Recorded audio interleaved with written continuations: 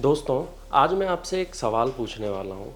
सबसे सेफेस्ट और easiest investment कौन सा होता है? तो ये है आपका real estate business. World wide अगर हम देखें तो जो भी self made millionaire, billionaire, multi billionaire बनते हैं 80% उनमें से रियल एस्टेट के बैकग्राउंड से आते हैं। तो आज मैं कुछ फैक्टर आपके सामने लेकर आया हूँ जिससे आपको ये क्लियरिटी मिलेगी कि रियल एस्टेट में इन्वेस्टमेंट कैसे किए जाते हैं और वहाँ से कैसे एक अच्छा रिटर्न हम बना सकते हैं। तो इसका सबसे मेन पॉइंट जो होता है ना, वो है ROI आता है यहाँ पे। तो व्हाट इज़ ROI?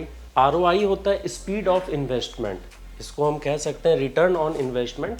बट ये होता है एक स्पीड, आपका जो ग्रोथ हो रहा है रियल एस्टेट में, इन्वेस्टमेंट का जो ग्रोथ है वो किस स्पीड में हो रहा है। तो इसको हम यहाँ पे लिख सकते हैं स्पीड ऑफ ग्रोथ।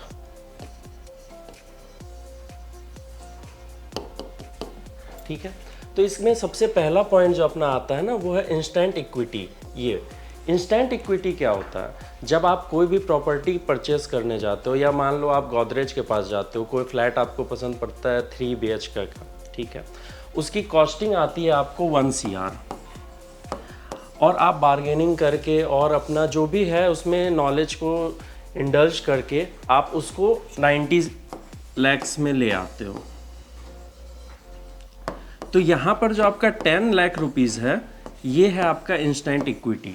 ये सबसे पहला प्रॉफिट आपको बिजनेस में, रियल एस्टेट बिजनेस में मिलता है, ये है इंस्टेंट इक्विटी। इसके बाद जो दूसरा पॉइंट आता है अपना, पॉजिटिव कैश फ्लो। तो what is positive cash flow? Positive cash flow एक ऐसा पॉइंट होता है ना कि जैसे आप मान लो 1 CR का एक फ्लैट ले रहे हो, और उसमें से आपको जो भी वहाँ पे खर्च हो रहे हैं उस फ्लैट को मेंटेन करने में, चाहे वो प्रॉपर्टी टैक्स हो गए या इंश्योरेंस हो गए या EMIs हो गए, तो अगर वो सब को कैलकुलेट करने के बाद आपको जो भी अमाउंट बच रहा है अपने पास, अगर वो प्रॉफिट में आ रहा है, तो वो है positive cash flow. For example मैं आपको बताता हूँ, अगर आप 1 CR का फ्लैट लेते हो और 1 ईयर में आपको 2% ही मान के चलें, अगर 2% का ROI मिलता है इसमें, तो ये हो गया आपका 2 लाख रुपीज़, 2 लाख रुपीज़। ठीक है, इसको अगर हम मंथली वाइज देखें तो ये कितना हो गया? 18,000, 18K। अगर आपका मंथली एक्सपेंस जो भी है वो, अगर मान लो आपका EMIs हो गया, टैक्सेस हो गए, या जो भी चीज़ें हैं वो मिला के अगर 16,000 रुपीज़ आते हैं, तो ये है आपका 2,000 रुपये का पॉजिटिव कैश फ्लो। ठीक है, यहाँ तक क्लियर है? इसके बाद जो तीसरा पॉइंट आता है ना अपना, वो है फोर्स्ड एप्रिसिएशन। फोर्स्ड एप्रिसिएशन क्या होता है?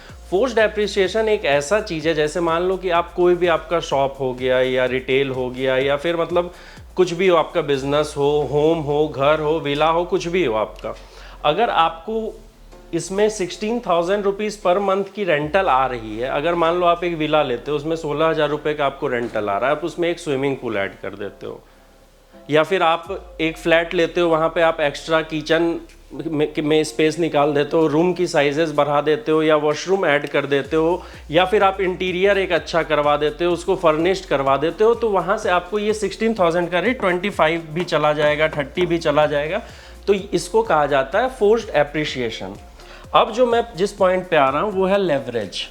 ये लेवरेज, ये बहुत इंपॉर्टेंट पॉइंट है आज के टाइम में, जो मैक्सिमम लोग शायद नहीं जानते हैं लेवरेज कैसा होता है। और ये सबसे मेन पॉइंट है जिससे लोग पैसे कमाते हैं और जिससे लोग बिजनेस को आगे बढ़ाते हैं रियल एस्टेट में। ठीक है, हाँ, तो अब बात करने आते हैं हम लेवरेज पे, जो अपना सेकेंड लास्ट पॉइंट है। ठीक है,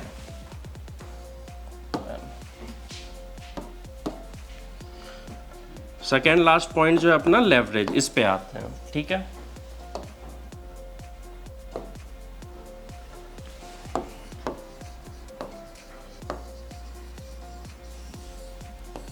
लेवरेज क्या होता है? आप मान लो फॉर एग्जांपल एक घर परचेस करते हो, 1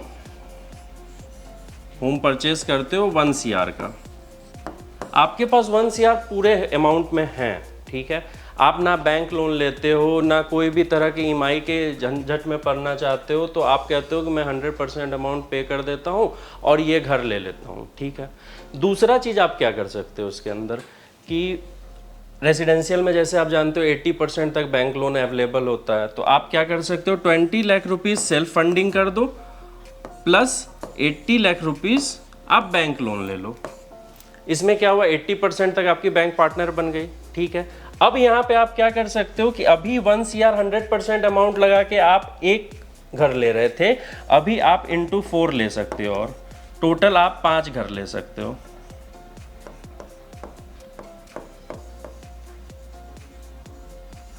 पांच घर ले लिए आपने, सभी में 80% बैंक लोन आपको मिल गया, 20 लाख रुपए आप पर घर लगा के 1 करोड़ रुपए आपके पास सेल्फ फंडिंग थी तो आपने वो दे दिया। ठीक है, अब आपको यहाँ से फायदा कैसे मिलेगा, अब मैं बात करता हूँ एप्रिसिएशन पे। अगर मान लो ये घर की आपकी कॉस्टिंग 2 साल में अगर हो जाती है 1 करोड़ की तो 2 करोड़, ठीक है, 2 CR हो गई आपकी कॉस्टिंग। अगर आपने एक घर लिया होता तो आपको 2 करोड़ का फायदा होता। अगर आपने इस टाइम पे 5 घर लिया तो आपको कितने का फायदा होगा, 10 CR का। बट हाँ, यहाँ पे ये डिपेंड करता है, एक जो मेजर पॉइंट है ना जो मैंने आपको लास्ट में अभी बताया, ये positive cash flow. Positive cash flow बहुत इंपॉर्टेंट होता है इसके बीच में। यहाँ पर आपको ये सर्च करना पड़ेगा कि मैं जहाँ भी ले रहा हूँ शॉप, क्या वहाँ पर मुझे एश्योर्ड रेंटल मिल रहा है पहले से, या फिर मैं जिसमें इन्वेस्ट करने वाला हूँ वो रेडी टू मूव है, वहाँ पे रेंट इजीली चढ़ जाएगा। इन सारे लोकेशंस के बारे में आपको पता होना चाहिए, या फिर आप किसी से रिसर्च कर सकते हो, यूट्यूब देख के, गूगल देख के, इन जगहों पे आप रिसर्च कर सकते हो, ये पता आपको चल जाएगा। ठीक है, तो पॉजिटिव कैश फ्लो होना बहुत ज़रूरी है, तभी आपको ये एप्रिसिएशन यहाँ पर लेवरेज का आप फ़ायदा उठा सकते हो। अब मैं बात करता हूँ कि जैसे कि आप 1 CR का, तो अगर आप 20 साल की, मैं टाइम की बात करता हूँ, अगर 20 साल में तो 20 ईयर्स में आपके सारे लोन्स और सारे चीज़ के क्लियर हो जाएंगे पॉजिटिव कैश फ्लो के थ्रू। ठीक है, आपको एक ये रेंट मिल रहा है, वहाँ से EMI जा रही। मैं ये भी कहता हूँ कि 2000 रुपये, 3000, 4000 नहीं बच रहे हैं, पॉजिटिव कैश फ्लो नहीं हो रहा है, फिर भी कोई दिक्कत नहीं है। एट पार भी अगर चल रहा है वो चीज़ें, जैसे अगर 16,000 रुपये मुझे रेंट आ रहे हैं और 16,000 की मेरी EMI चली जा रही है, फिर भी कोई दिक्कत नहीं है उससे।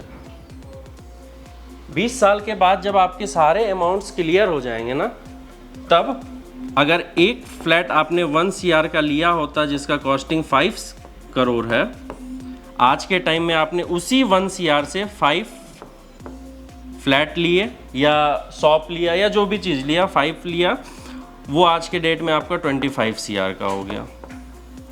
तो ये बेनिफिट होता है लेवरेज का, जो बहुत सारे लोग नहीं समझते हैं। उन्हें लगता है कि नहीं, बैंक लोन नहीं लेना चाहिए, आपको यहाँ पे लेना चाहिए। आप तभी अपने मनी को डबल कर सकते हो, आपको रेट ऑफ इंटरेस्ट तभी अच्छा मिलेगा। सब लोग किस पे बात करते हैं, मैक्सिमम लोग जो भी मुझसे मिलते हैं या फिर मैं जिनसे मिलता हूँ, वो इस पर सिर्फ बात करते हैं, क्या एप्रिसिएशन मिलेगा। Appreciation is one of the part in this all factor. Appreciation is just one part, जो मैंने लास्ट में इसीलिए लिखा है। क्यों? क्योंकि उससे पहले 4 मेजर पॉइंट्स आते हैं जिनको आपको ध्यान में रखते हुए इन्वेस्ट आप कर सकते हो।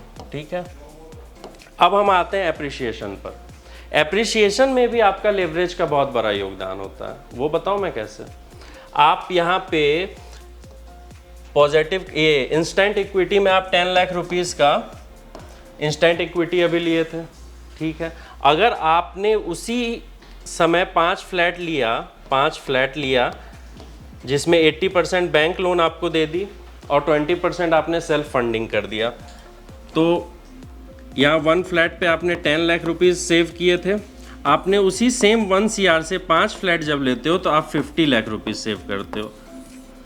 लोग तो कहेंगे भाई इस साल तो 10% ही रियल एस्टेट ग्रोथ किया है। नहीं, यहाँ पे आप भी कहोगे कि 10% ही मेरा ग्रोथ किया, नहीं, लेकिन आपके पास फंड कितना था, 1 CR, तो आपकी ग्रोथ कितनी हुई, 50%। तो ये फ़ायदा होता है यहाँ पर लेवरेज का। मैं इस टॉपिक को यहीं पे एंड करना चाहता हूँ। इसके बाद मैं नेक्स्ट टॉपिक लेके आऊँगा। यहाँ पे तो ये था, इस पे डिस्कशन हुई कि पैसे से हम कैसे पैसा बना सकते हैं रियल एस्टेट में। नेक्स्ट टॉपिक मैं लेके आऊँगा बिना पैसे के कैसे पैसे बना सकते हैं रियल एस्टेट में। ठीक है, यहाँ तक आप अगर आपने देखा है तो प्लीज़ लाइक शेयर और सब्सक्राइब करें मेरे चैनल को। नीचे आपको लिंक मिल रहा होगा, नंबर आ रहा होगा। अगर कोई भी इन्फॉर्मेशन चाहते हैं या कोई भी क्वेरी है, नहीं समझ में आया कुछ भी चीज़ें, तो आप कमेंट बॉक्स में डाल सकते हो या मेरे नंबर पे व्हाट्सअप कर सकते हो या कॉल कर सकते हो। Please like and share and subscribe. Thank you.